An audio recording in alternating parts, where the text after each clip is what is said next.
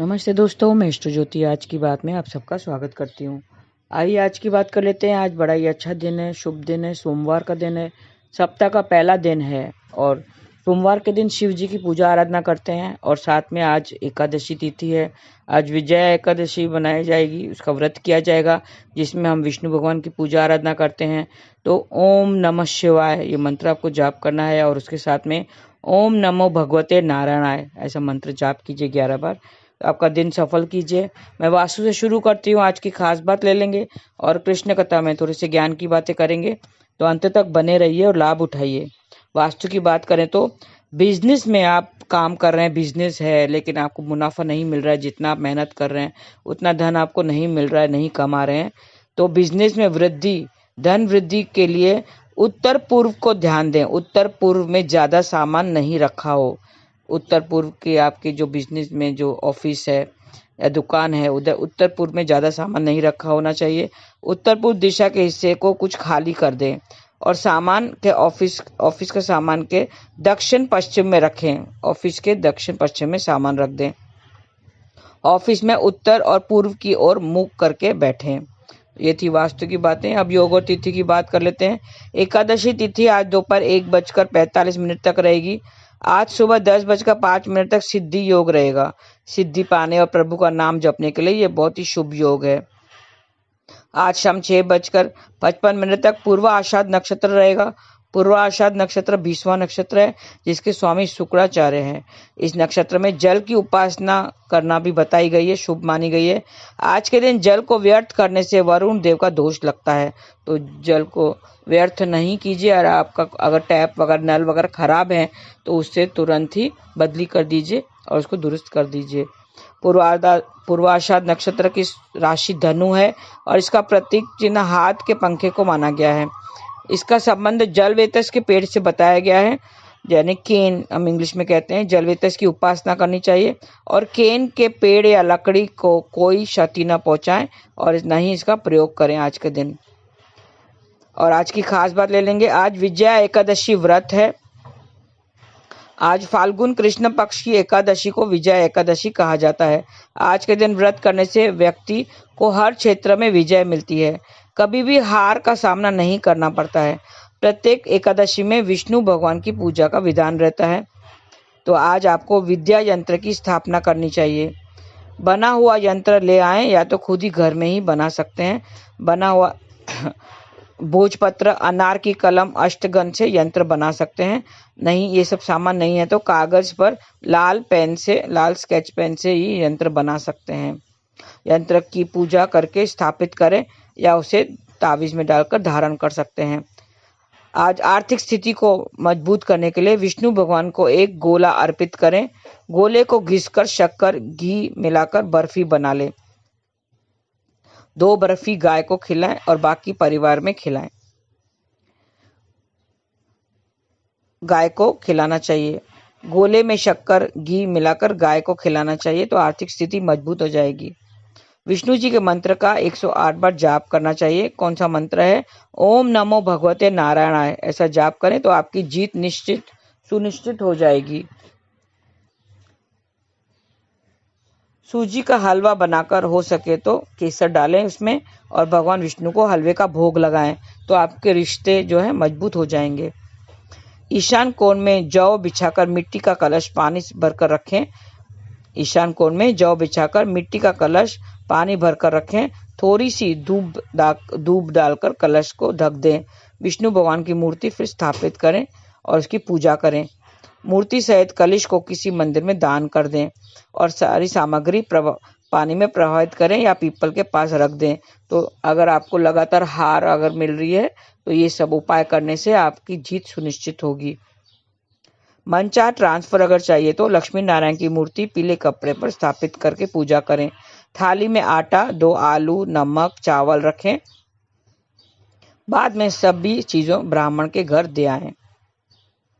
कारोबार में बढ़ोतरी के लिए आज के दिन स्नान के बाद पीले वस्त्र पहने। गुड़, चने की दाल भगवान को भोग लगाएं और भोग लगाकर प्रसाद के रूप में सभी को बांट दें तो आपके कारोबार में बढ़ोतरी होगी। स्वयं भी थोड़ा सा ग्रहण करना चाहिए, प्रसाद को ग्रहण करें।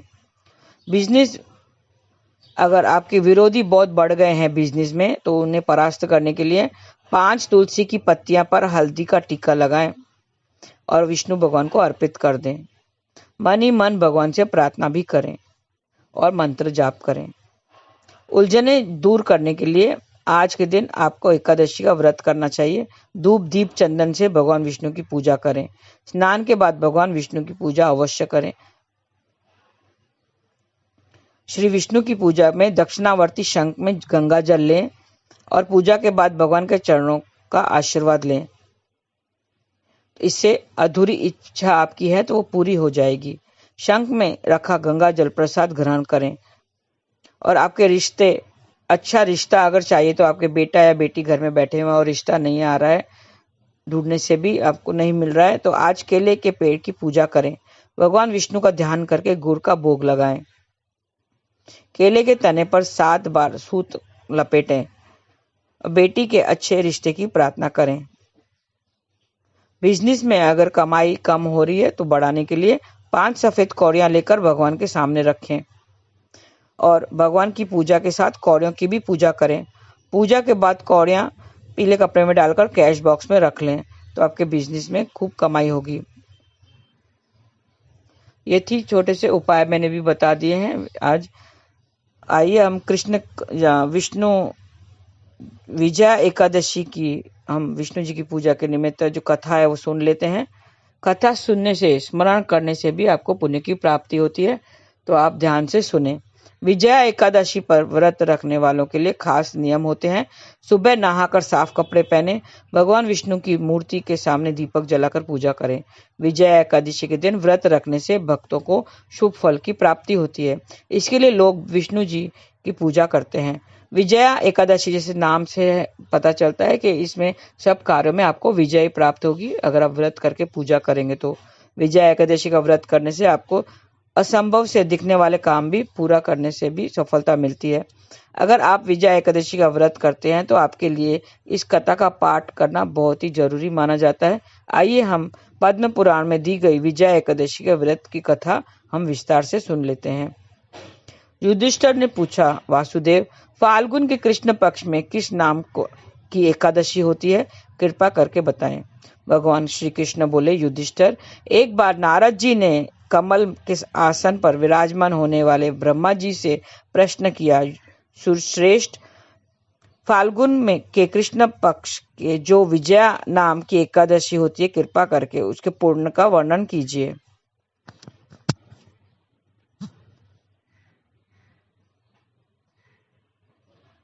ब्रह्मा जी ने कहा, नारद सुनो, मैं एक उत्तम कथा सुनाता हूँ जो पापों का अपहरण करने वाली है। यह व्रत बहुत ही प्राचीन, पवित्र और पापनाशक है। यह विजया नाम की एकादशी राजाओं को विजय प्राप्त कराती है, इसमें तनिक भी संदेह नहीं है। पूर्व काल की बात है, भगवान श्री रामचंद्र जी 14 वर्ष के लिए वन को गए और वहां पंचवटी में सीता तथा लक्ष्मण के साथ रहने लगे। वहां रहते समय रावण ने चपलतावश विजयात्मक श्री राम की तपस्विनी पत्नी सीता को हर लिया। उस दुख से श्री राम व्याकुल हो उठे। उस समय सीता की खोज करते हुए वे वन में घूमने लगे। कुछ दूर जाने पर ही उन्हें जटायु मिले, जिनकी आयु समाप्त हो चुकी थी। उसके बाद उन्होंने वन के भीतर कबंध नामक राक्षस का वध किया। फिर सुग्रीव के साथ उनकी मित्रता हुई। तत्पश्चात श्री राम के लिए वानरों की सेना एकत्रित हुई।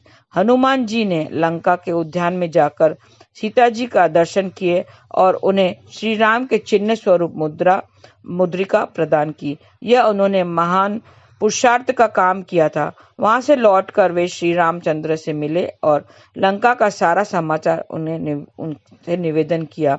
हनुमान जी की बात सुनकर श्री राम ने सुग्रीव की अनुमति से ले लंका को प्रस्थान करने का विचार किया और समुद्र के किनारे पहुंचकर उन्होंने लक्ष्मण से कहा, सुमित्र नंदन, किस पुण्य से इस समुद्र को पार किया जा सकता है? यह अत्यंत अगाध और भयंकर जनतायु से भरा हुआ है। मुझे ऐसा कोई उपाय नहीं दिखाई देता जिससे इसे सुगमता से पार कर सके। लक्ष्मण बोले, महाराज, आप ही आदि देव और पुराण पुरुषोत्तम हैं। आपसे क्या छिपा है? यहाँ द्वीप के भीतर बकदालभ्य नामक मुनि रहते हैं। यहाँ से आधे योजन की दूरी पर उनका आश्रम है।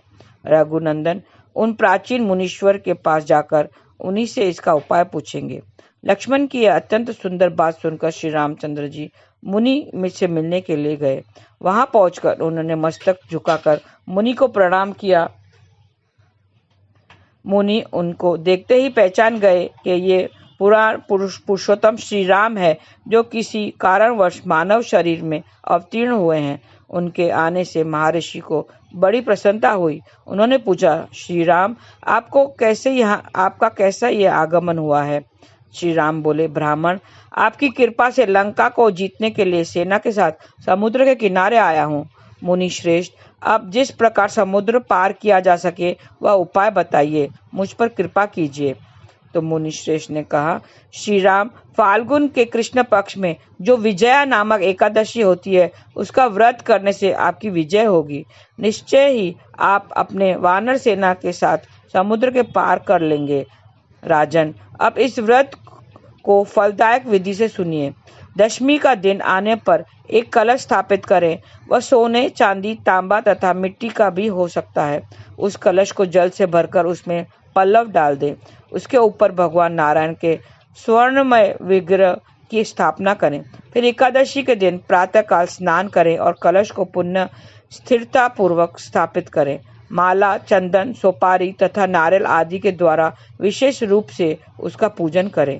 कलश के ऊपर सप्तधान्य और जौ रखें। गंध, धूप, दीप और भांति भांति के नैवेद्य से पूजन करें। कलश के सामने बैठकर वह सारा दिन उत्तम कथा, वार्ता आदि के द्वारा व्यतीत करें तथा रात में भी वहां जागरण करें। अखंड व्रत की सिद्धि के लिए घी का दीपक जलाए। फिर द्वादशी के दिन सूर्योदय होने पर उस कलश को किसी जलाशय में समीप नदी, झरने या पोखरे में तट पर ले जाकर स्थापित करें और उसकी विधिवत पूजा करके देव प्रतिमा सहित उस कलश को वेद वेता ब्राह्मण के लिए दान कर दें। महाराज, कलश के साथ ही और भी बड़े बड़े दान देने चाहिए। श्री राम, आप अपने युद्ध पतियों के साथ इसी विधि से विधि पूर्वक विजय ऋषि का व्रत कीजिए, इससे आपकी विजय होगी। ब्रह्मा जी कहते हैं, नारद, यह सुनकर श्री रामचंद्र जी ने मुनि के कथा अनुसार उस समय विजय एकादशी का व्रत किया। उस व्रत के करने से श्री राम जी विजयी हुए। उन्होंने संग्राम में रावण को मारा, लंका पर विजय पाई और सीता को प्राप्त किया। बेटा, जो मनुष्य इस विधि से व्रत करते हैं उसे इस लोक में विजय प्राप्त होती है और उसका परलोक भी अक्षय बना रहता है। भगवान श्री कृष्ण कहते हैं, युधिष्ठिर, इस कारण विजया एकादशी का व्रत करना चाहिए। इस प्रसंग को पढ़ने और सुनने से वाजपेयी यज्ञ का फल मिलता है। तो ये मैंने आपको कथा बताई है। इसके सुनने से ही, आपको श्रवण करने से ही और व्रत कथा करने से आपको भी फल मिलता है, पुण्य की प्राप्ति होती है। तो आज विजया एकादशी के दिन में आप व्रत कीजिए, पूजा पाठ कीजिए और विष्णु भगवान का आप जाप करते रहिए, तो आपको फल जरूर मिलेगा। तो आज के लिए बस इतना ही। आप नाम जाप करते रहिए। हरे कृष्ण कृष्ण कृष्ण हरे हरे, हरे राम राम राम हरे हरे।